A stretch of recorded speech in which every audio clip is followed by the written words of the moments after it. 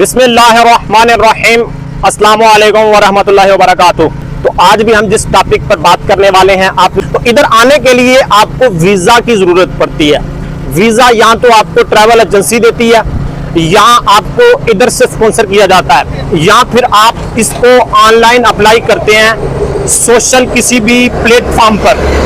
Online अगर आप apply करते हैं तो आपको ऑफर लेटर मिलता है। उस ऑफर लेटर को सामने रखते हुए आप इधर आ सकते हैं प्रोटेक्टर और टिकट करवाने के बाद। लेकिन अगर आप एजेंसी से लेते हैं तो फिर इसका जो प्रोसीजर होता है वो भी सेम ही होता है। आपका प्रोटेक्टर टिकट होने के बाद आप इधर आ जाते हैं, ठीक है। ऑफर लेटर इसको आप कह लें, या इधर से आपको कोई स्पॉन्सर करता है तो वो भी आपके जो डॉक्यूमेंट्स हैं, सबसे पहले आप ये चीजें नशीन रखें कि इसके लिए डॉक्यूमेंट्स कौन कौन से जो है ना वो रिक्वायर्ड हैं।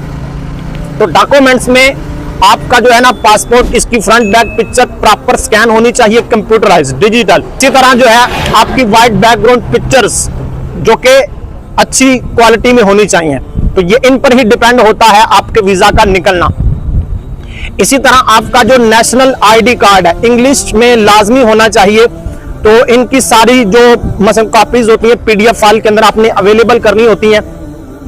ये सेम डॉक्यूमेंट्स होते हैं किसी भी वीजा के हवाला से, चाहे आप वर्क वीजा अप्लाई करते हैं, चाहे आप विजिट वीजा अप्लाई करते हैं किसी भी कंट्री का। ये तो एक मसलन यूएई के वीजे के बारे में हम आपको बता रहे हैं ना, तो आप किसी भी कंट्री का वीजा अप्लाई करते हैं तो ये डॉक्यूमेंट्स सेम ही होते हैं जो मैं आपको इस वीडियो में बता रहा हूं। इसी तरह अगर आपको ऑफर लेटर मिलता है इधर से, अगर कोई भेजता है या आपको कंपनी जो है ना स्पॉन्सर करती है, या इधर से कोई एम्प्लॉयर आपको जो है ना कैच करता है या एजेंसी से लेते हैं, तो उस ऑफर लेटर पर आप इधर आते हैं। इसके बाद जब आप इधर आ जाते हैं तो आपका जो है ना वो एम्प्लॉयर आपका लेबर कार्ड जो है ना वो अप्लाई करता है। लेबर कार्ड भी चंद दिनों के अंदर अंदर आपका जो है ना वो आ जाता है।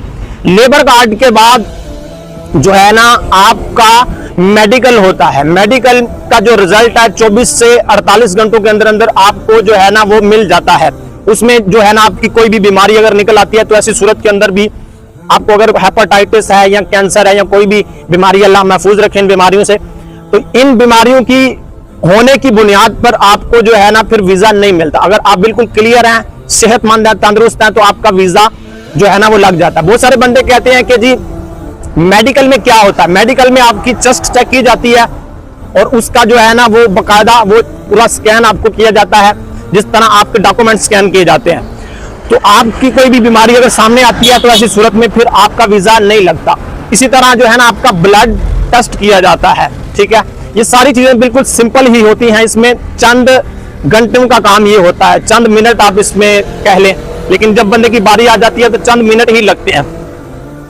इसके बाद जी जब आपका मेडिकल क्लियर हो जाता है तो आपका जो एमरस आईडी के लिए आपका एम्प्लॉयर या अपनी कंपनी अप्लाई करती है।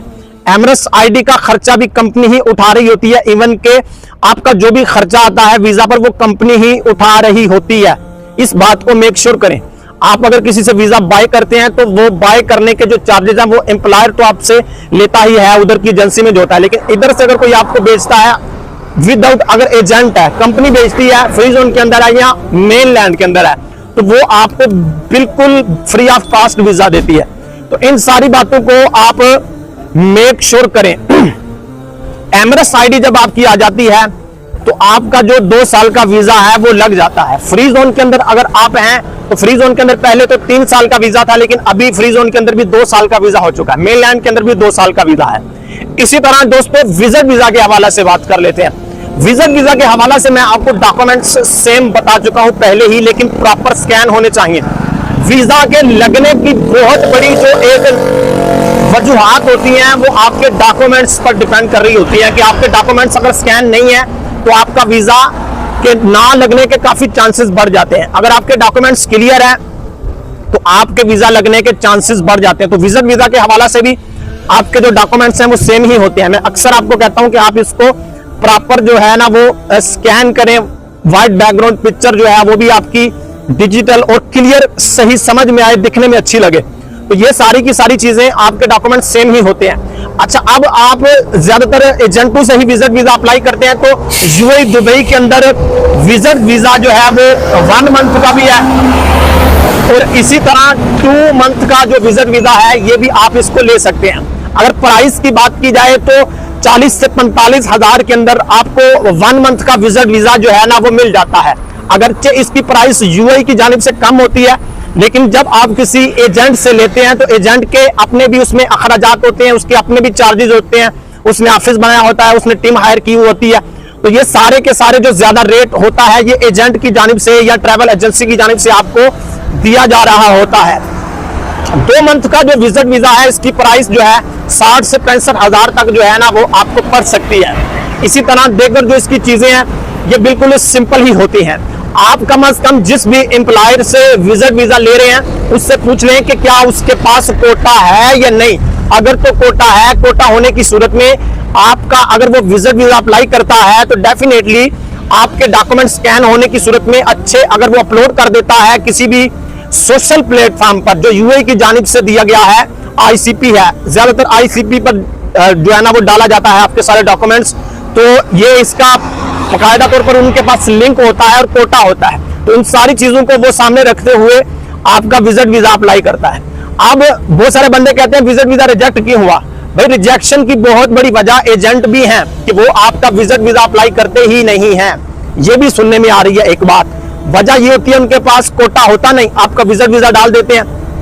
अब रिजेक्शन जब होती है तो आप जिम्मेदार होते हैं, आप इस चीज का हक रखते हैं कि आप उससे वजह पूछें कि रिजेक्शन क्यों हुई है, किस वजह से रिजेक्शन हुई है, और जो रिजेक्शन हुई है उसकी वजह आप पेपर पर ले। अक्सर आपको वो वजह भी नहीं बताई जाती।